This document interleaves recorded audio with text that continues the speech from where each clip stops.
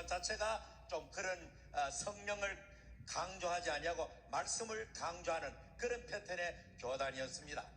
그러니까 말씀 오직 말씀이죠. 말씀 했는데 결국 이제 우리 교단에 신학교를 들어가게 되는 거죠. 신학교 들어가기 전에도 열심히 기도를 많이 했습니다. 많이 하고 이제 신학교 들어갔는데 결국에는 성령의 이 단회성을 처음부터 이제 접하게 되는 겁니다. 오순절날 끝났다. 그 이후로는 전부 다 오늘 말까지 전부 다 모든 성도들 그때 오신 성령께서 교회와 성도들에게 임재하신다. 그런 식으로 받으니까 별도의 성령 세례를 받아야 된다. 그래 성령이 그를 받아들이면서 한편으로는 사도 바울도 내가 누구보다 방언을 많이 말했다. 이게 뭔가 모르게 갈등이 있는 건 사실이지만은 이미 사상적으로 신학적으로 내 마음속에 그것이 딱 자리 잡고 나니까 그 참 어렵고 힘들어요. 그런 식으로 이 사람이 사상이라는 것이 그만큼 무서운 것입니다. 그래서 뭐든지 간에 우리 마음속에 있는 좋지 못한 사상들을 빨리 제거하고 신앙에도 좋지 못한 걸 제거하고 오늘도 순수한 마음으로 열린 마음으로 하나님 말씀 그대로 믿고 그렇게 나가면은 하나님 역사는 일어날 줄 믿습니다. 그래서 제가 이제 신학교를 공부하고 이제 목사가 되어졌습니다. 목사가 되어가지고 참 신학교하고 전사할 때만 해도 아주 즐거웠습니다. 그냥 그때는 그냥 이런 거 저런 거 없이 시골 교회도 전도사를 했고 또 도시에 가지고 교육 전사도 했고 부교육자도 했는데 그때마다 아주 뭔가 모르게 아주 순풍에 닿듯이 잘 그렇게 되더라. 잘 나가고 형통하고 다른 사람 보기에는 부러워할 만큼 그렇게 되더라는 거죠. 야, 이건 뭐 목회라는 것도 별거 아니구나. 굉장히 쉬운 일이네. 굉장히 재미네. 아주 즐겁고 아주 무슨 재미있는 즐기는 그런 식으로 제가 이 사역을 그래 한 거죠. 그러다가 이제 점점 갈수록 목사가 돼가지고 이제 교회를 이제 개척을 했으니까 개척을 해가지고 교회를 세워가는 그런 과정이니까 그때부터는 이제 하나님 앞에 이제 엎드리지 않을 수가 없고 엎드려 가지고 하나님 앞에 부르짖고 기도했지만은 그게 참 만만치 않잖아요, 신앙. 그런 가운데에 1990년도에 우리 정강훈 목사님께서 우리 교회 부흥회를 오게 된 겁니다. 그러니까 33년 뒤에 그때 이제 우리 지역에 기도원이 있었습니다. 우리 기도원의 그 친구 목사님이 원장이었고 우리 전 목사님 그 기도원에 집회를 왔었고 제가 그 기도원에 집회에 갔다가 말씀이 너무너무 심오해가지고 말씀에 뿅 가가지고 저분을 우리 교회 부흥회를 모셔야 되겠다. 그래가지고 이제 우리 교회 대구에서 처음으로 이제 분강소로 초청한 거죠. 그때 해봐야 나이 이제 30 중반쯤 됐을 때 너무 설교를 은혜스럽게 잘하는 거예요. 그 유명한 애굽인 그다음 뭡니까?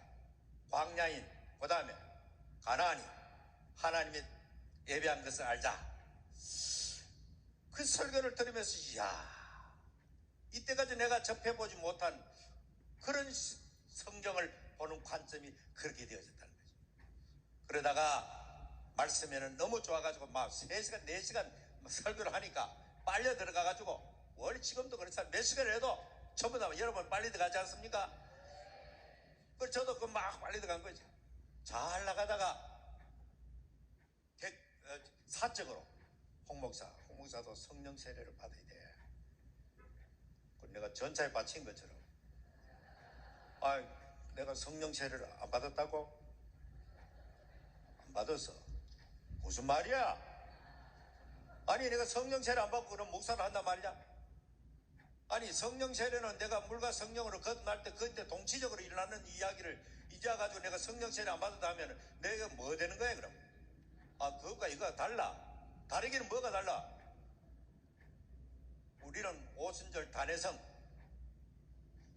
배웠기 때문에 그거 아니라고 계속 얘기해. 그때부터 이제 굉장히 부담스러운 존재가 된 거죠. 그래가지고 이제 우리 교회 부흥회를 마치고 또 이웃교회 부흥회하면 또 우리 교회 했으니까 또 가서 또 이야기도 하고 대구에 막 그 지역에 상당히 많은 교회들 그때 연속으로 그냥 많이 했습니다. 그때 아주 작은 교회들 중심. 그런데 그 이후로도 잊어볼만 하면 하면서 전화 와가지고 성령 세례 이야기를 또 하는 거예요. 자존심이 엄청 상하는 거죠. 성령 세례 안 받으면 그 구원 안 받은 사람으로 똑같은 등식으로 생각하는 사람이었으니까 그때는 아까 말한 대로 구원과는 상관없는 거죠. 불과 성령으로 거듭나고 성령 세례 안 받아도 구원과는 상관이 없는 것입니다. 이해가 되십니까? 그러나 그때는 성령 세례 안 받았다면은 너는 거듭나지도 않았다는 말로 듣긴 겁니다. 그러니까 얼마나 자존심 상합니까? 뭐 내가 구원 안 받았다고? 그래가지고 이해 불만하면 또 저 감림산 오라. 감림산 그 말씀학교 목사님 모이는데 또 대구에 오면 대구에 서인교회 집회하는 거. 피할 길 없는 피할 길이. 그 세월을 20년 가까이 한 거예요. 20년 가까이. 참, 전 목사님도 대단하시죠.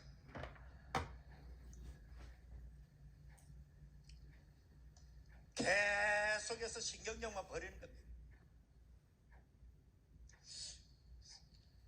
말씀은 천하 제일의 말씀은 맞는데 성령의 능력이 있으면 있는 것도 좋은데 왜 성령 세례를 가지고 자꾸 시비를 걸고 따지고 하니까 만나기가 겁나고 부담스럽게 돼요.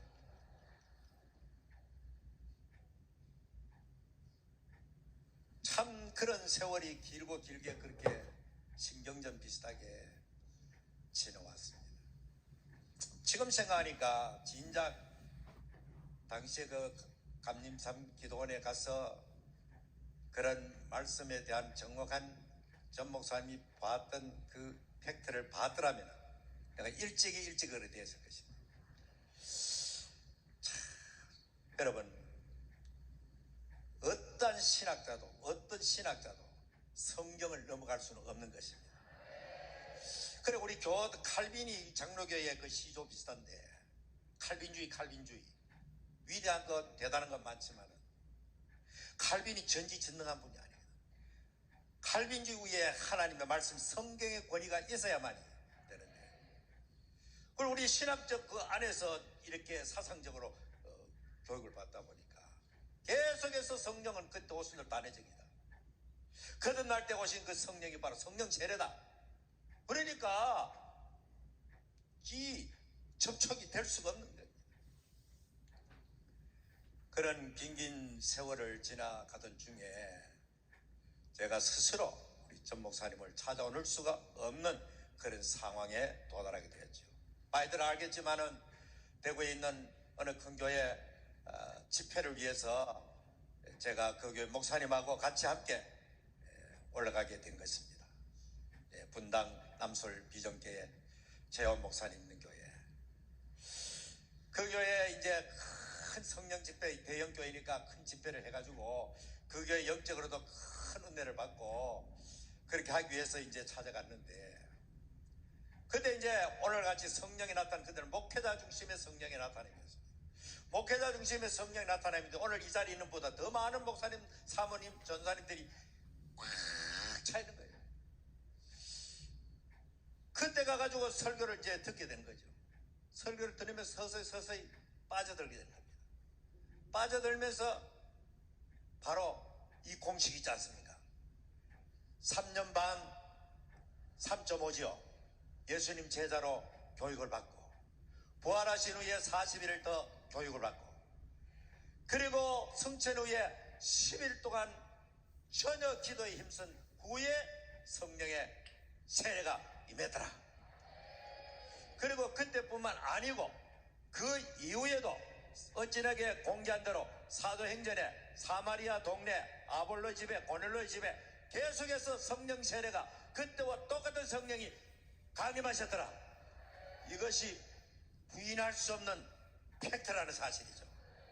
성령세 오순절 그 현장뿐만 아니고 그 이후에도 그와 똑같은 방법으로 똑같은 성령이 하늘로부터 직접 각자 성도에게 이렇게 성령 세례로 내려주신 것입니다. 이것을 제가 보면서 점점 내 마음속에 굳건하게 자리 잡고 있던 신학의 장벽이 무너지기 시작한 겁니다. 이거 아닌데. 아니 성경에 저렇게 명백하게 있는데 어떻게 이것이 이렇게 될까? 그때부터 점점 이때까지 배웠던 그 신학에 대해서 자꾸 뭔가 모르게 사실 그동안에도 어찌나 전 목사님 말씀했지만은 방언이 성경에 있고 또 현실적으로 방언하는 사람들이 많잖아요. 그런데 목사가 방언을 못하니까 기껏 하는 말이 오순절날 성령 강림의 방언은 오늘 같은 그런 방언이 아니고 외국어다 외국어. 그래 각각 다른 나라 사람들이 전부 다 그 나라 말로 듣겠다. 오늘 한국교회 성도들한 방언과 들은 외국어적 방언이었다. 그러면서 방언은 해도 되고 아까 꼭 그렇습니다. 할 수도 있고 안 할 수도 있고 뭐 그런 식으로 본인이 안 받았으니까 그 세계를 알 수가 없는 것이죠. 간가다가 그런 성도를 보면은 어떻게 처리해야 될 줄, 어떻게 지도해야 될지 그게 없는 겁니다. 그래서 그런 갈등, 그런 내 자신의 어떤 모순 속에서 그렇게 목회 사역을 했는 거죠.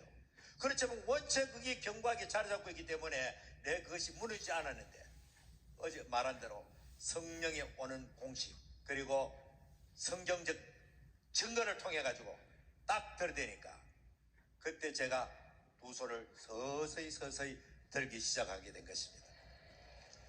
그리고 그렇게 되어지니까 마음속에 초조하기 시작한 겁니다.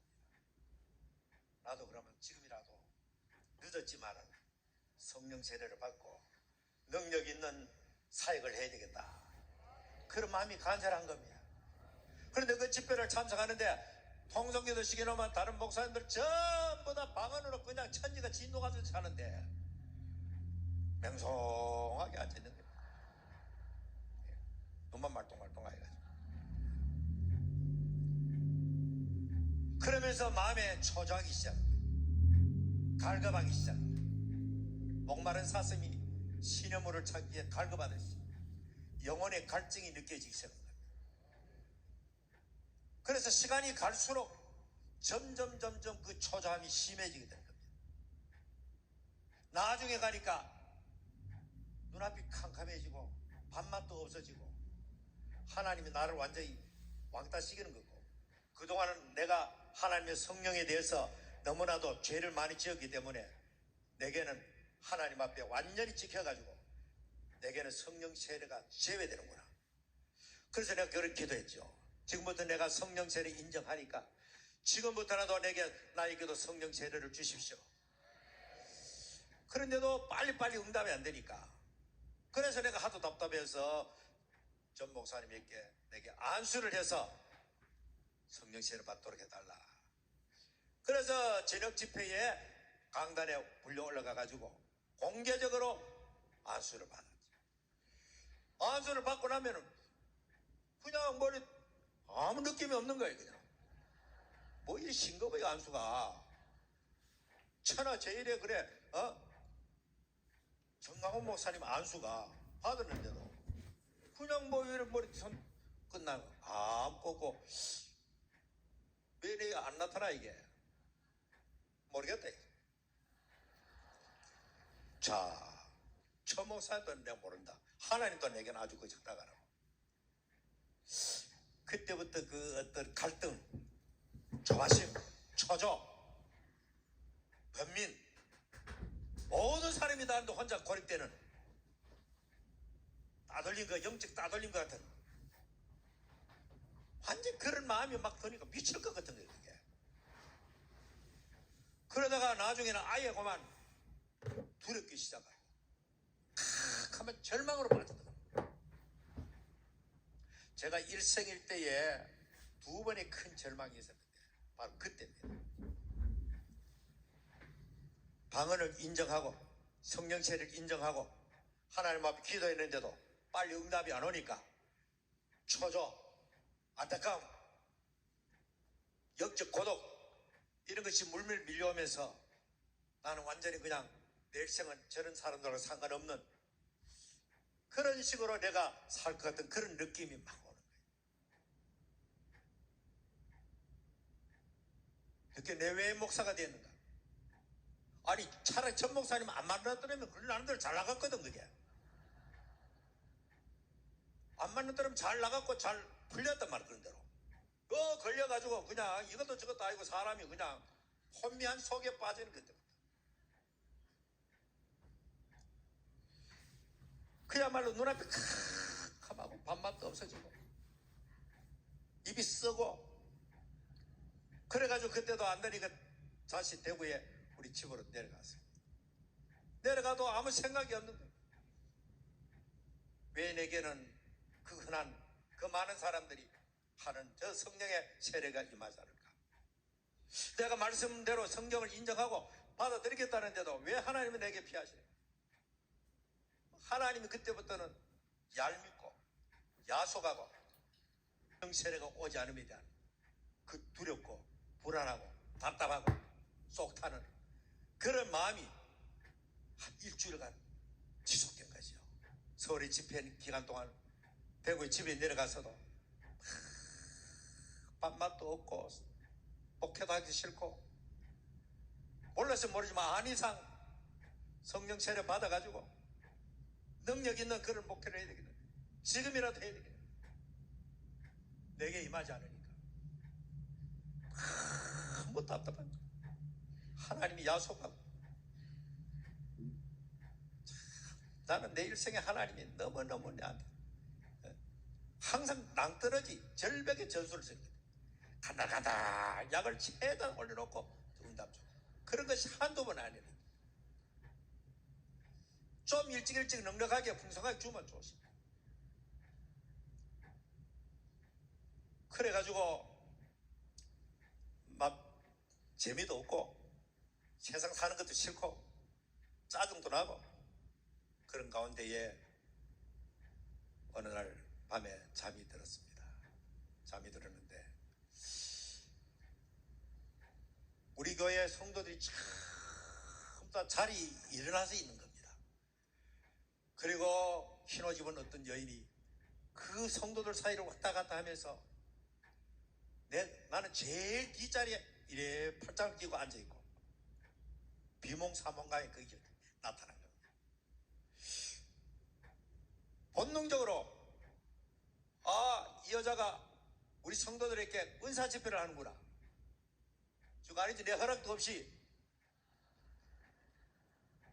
여자가 체격도 좋더라. 그래가지고 안 되는데 저가 그래 제지를 하려고 하는 그런 마음 먹는 순간에 그 여자가 내게 내 마음을 읽어버리고 꽉 껴안아버린 겁니다. 껴안으면서 딱 한마디 기도입니다. 주여 이 종을 불쌍히 여겨주시옵소서. 저는 그래서 그 이후에 항상 하나님 앞에 다른 기도 안 합니다. 그저 불쌍히 여겨달라, 긍휼히 여겨달라. 하나님의 긍휼과 불쌍히 여겨받아 다 끝나는 겁니다. 그래 그 기도 한마디 외마디에 정적게 떨고 하늘을 향하여 가는 그 부르짖음에 터져나온 겁니다. 방언이 터져나오면서 그 여성도 사라지고 교회도 사라지고 내 혼자 그냥 방언을 계속하게 된 겁니다. 얼마만큼 했는지 모르는데 잠이 깨어난 겁니다. 잠이 깨어나가지고 이제 화장실에 가게 되었고 화장실에 가는 길에도 나오고 볼일 보는데도 계속 중단 안 되고 이야 이거는 또 아닌데 조위에 다른 목사들 하는 거 또 다른데 이거는 자다가 일이 되고 자가 일났으면 깨면 끝나야 되는데 이것도 아니고 이거 뭔가 모르게 나는 좀 잘못된 것 같아 이거. 그래가지고 불안하기도 하고 그래가지고 아침 6시 돼가지고 전 목사님에 전화해가지고 전 목사님 어젯밤에 이래 일났는데 불안한데 이거 좀 분별을 해달라 하니까 아무 일 없는 듯이 굿, very good, you are anointed. 아주 막 영어를 잘하시더라고요. 나는 영어를 그렇게 잘하는 줄 몰랐어. 전 목사님 영어를 잘해요 보니까. 너에게 성령의 기름 부음이 임했다. 그래도 뭐 그렇게 내 마음속에는 아주 그때는 빙강빙강한 거니까 멍멍한 게 그냥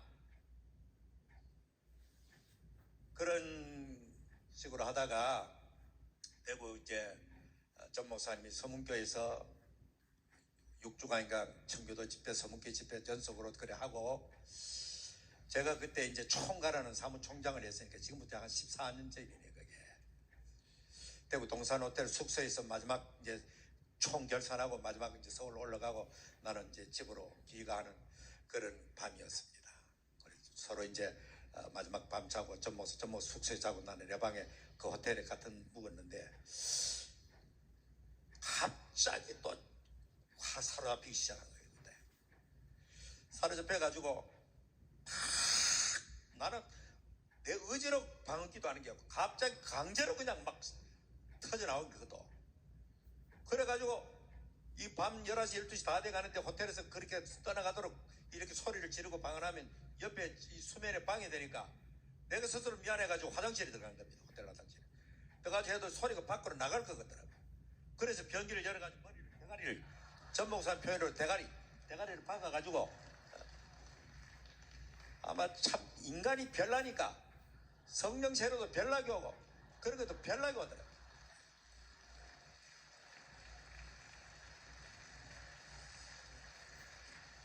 참 제가 참 예배당 건축할 때도 개척한 지 10년 동안 17년 동안 예배당도 주지 않고 양계장 속에서 10년 동안 제가 그 사역을 했는데 나중에는 그야말로 하나님이 너무너무 원망스러워.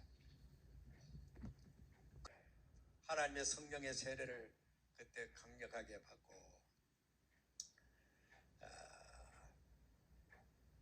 그때 그 호텔 방에서 머리를 박고 내 일생일 때 그때만큼 강렬한 기도, 강렬한 그때는 애언적 기도였고 내가 하나님 앞에 해결해야 될 그 모든 것을 TV 자막처럼 내가 할 이야기를 TV 자막 있죠 밑에 글자 저기야 그거 따라 난 기도할 거 그거 보고 기도하면 되는 거예요. 그냥 하나님 기도할 걸 딱딱딱 보여주니까. 그리고 그 이후에 그 되어진 것이 모든 것 되어졌고 그때 내하고 아주 원수 비슷하게 되어 있는 그 어떤 사람이 있었는데 그 사람 화해하라 나가 화해하고 열심히 그렇게 해가지고 그 중에 이제 또 시간이 조금 경과한 뒤에 어느 날 그때 우리 교회는 막 성령이 제가 그러니까 막 금요기도를 뜨겁기 시작하고 성령이 충만한 분위기로 모두가 그렇게 돌아가는 거예요. 그게 강렬한 성령의 찬양이 달라지고 기도가 달라지고 그 모든 것이 달라지는 거예요. 달라지면서 뭔가 모르게 이 교회가 하나님의 성령이 넘실넘실거리는 게 눈에 보이듯이 그냥 느껴지고 그냥 보이는 거예요. 그게 그런 가운데에 우리 교회 장로님 아들이 군에 부름받고 군에 갔습니다. 키도 좀 크고 신앙도 생활 잘했는데 그 친구가 이렇게 이태원 용산에 있는 거기에 육군 참모총장 공간이 있고 헌병대에 거기에 이제 차출돼 가지고 근무하게 된 거예요. 신앙생활 잘했으니까 군대 생활도 잘하고 좋은 데 떨어졌다 생각하고 장로님 아들이 그렇게 했는데 그때 언젠가 전 목사님하고 저 강원도 설악산에 대명 콘돔가 거기에 쉬러 간 적 있죠. 그때 가 있을 때에 이 아이가 실명이 되어졌다는 청천벽력 같은 소리가 들리게 됩니다. 그래서 그 부모들이 너무너무 놀라가지고 그 서울 부대로 오고 나도 대병 콘도에서 곧바로 이태원으로 가가지고 애를 만나보니까 참 눈에 보이는 것 같은데 못 보는 거예요. 두 적 다 실명되어 버린 거예요.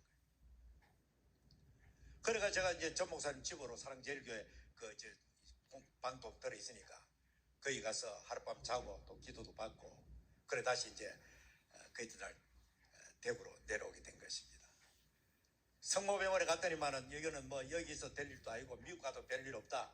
이거는 대구의 영남대학병원에 가서 그 시신경 좀 잘하니까 거기 가서 한번 보라. 이래가지고 대구에 내려와서 그러니까 온 교인들이 그냥 그 모범적인 청년이 군대 가가지고 눈이 실명되고 돌아왔다니까 얼마나 충격입니까? 그래가지고 전 교인들이 그냥 비상기도에 들어가고 교회가 막 기도로 그냥 나 하나님 어떤 기적이 날 때 모든 성도들이 합심해가지고 한 영혼을 위해서 정말로 사랑하는 마음으로 부르짖을 때 그때 역사가 일어나더라고요. 이게. 그래가지고 막 그래 하는데 마음속에 편안함을 주시면 하나님이 반드시 그는 하나님 영광을 위해서 이렇게 현상이 나타났으니까 반드시 역사는 일어난다.